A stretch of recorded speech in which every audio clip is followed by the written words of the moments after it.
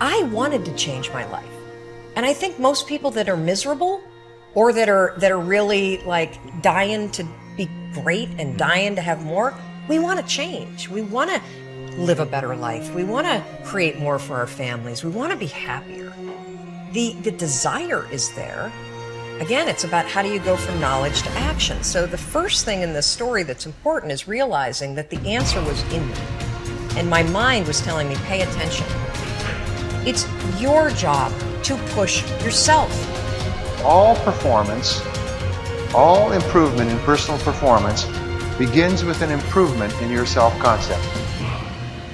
All improvement in personal performance, in what you do on the outside, begins with an improvement in your self-concept, in your beliefs about yourself. You change your beliefs about yourself on the inside, you change the reality of your life on the outside. When you first say these new affirmations, they won't feel real because they're butting up against the existing affirmations that are already hardwired in your brain. So what we have to remind ourselves is the way I got here is through the affirmations that were stated unconsciously. When I was homeless back in the 70s in Dallas and struggling, my affirmations were negations. It's like nothing's working out for me. It's me against the world. I felt totally alone. I was angry. And everything I repeated were affirmations of self-destruction. But I didn't know it. When we introduce new affirmations, we're going to feel like, oh, I'm just lying to myself. Of course you're lying to yourself. You're starting a new self-creation at this very point in time. As you keep repeating it, you'll get more comfortable with it. It'll rewire your brain, and it'll start to become the new truth.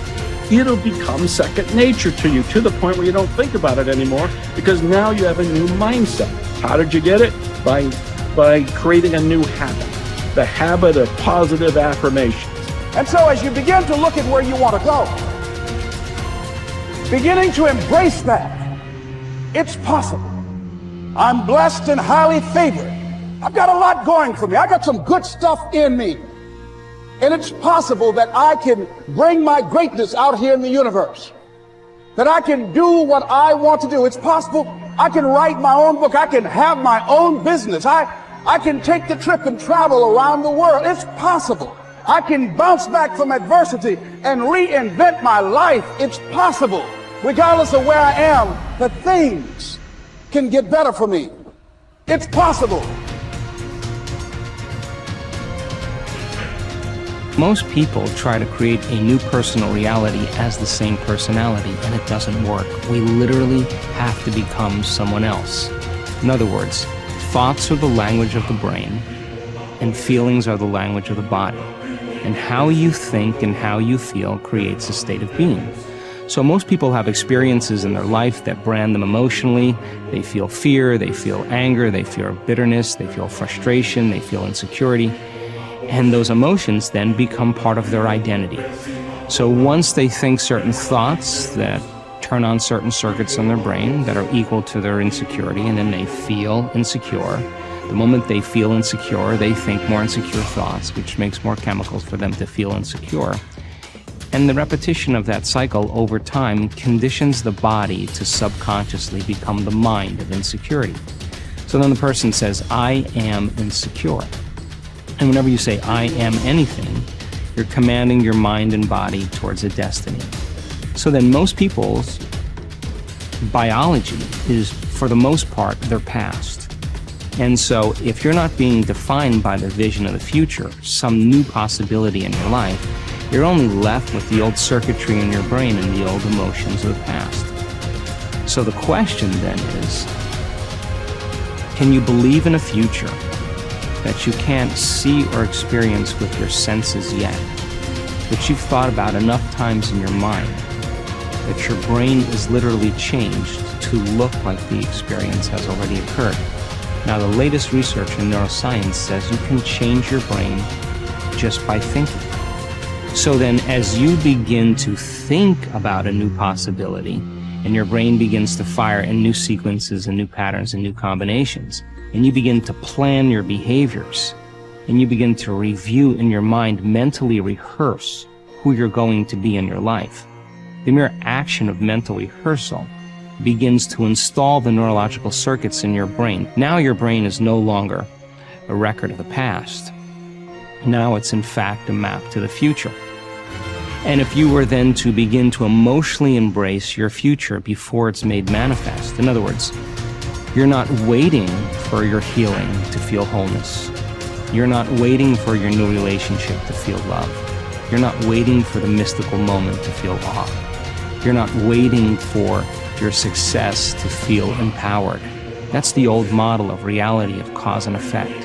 Here's a big source of inspiration: beginning, getting started. Actually turning thought and the notes on the paper, the plans, actually now committing it to action, getting started. And beginning can be an incredible source of inspiration. Guess what you can say when you begin a change in your diet? Guess what you can say? I'm on a new track. I have carved out for myself a new beginning. I'm on my way to the most incredible health. I will never be the same again. I'm leaving the old, undisciplined part of me. I'm leaving that behind.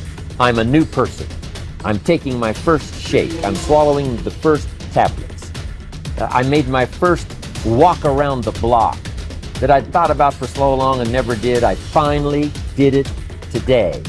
I've started. I have begun. That is an incredible source of inspiration. And that is to start, to begin. You cannot believe what can happen to your self-esteem.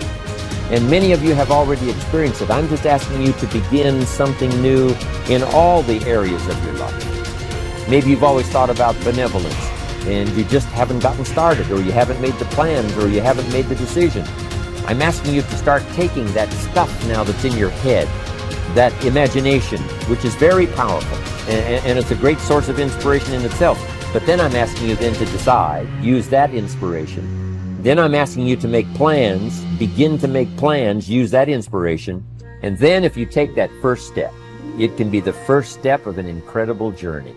Ralph Waldo Emerson believed that anyone who had put their heart and soul into their work and had done their very best could hold their head up high.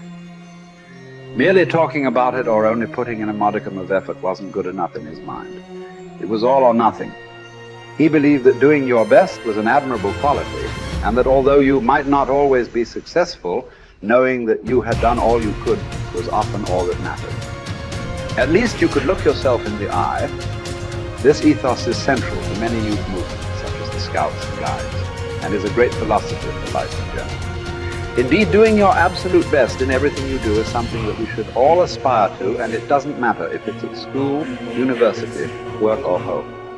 If you think about it, doing your best is also central to self-reliance, because it allows you not only to test your capabilities, but also helps you to learn and therefore extend them. It's only when you are at the edge of your ability that you can really test your mettle and see just how much you can depend on yourself.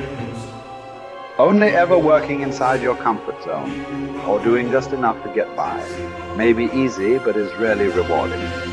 And it never allows you to develop into a fully rounded person or realize your full potential. One thing we can take away from our time at school is the way in which we were appraised. Although achievement was important, so was effort, and it was this that measured just how much of our heart and soul we put into our studies.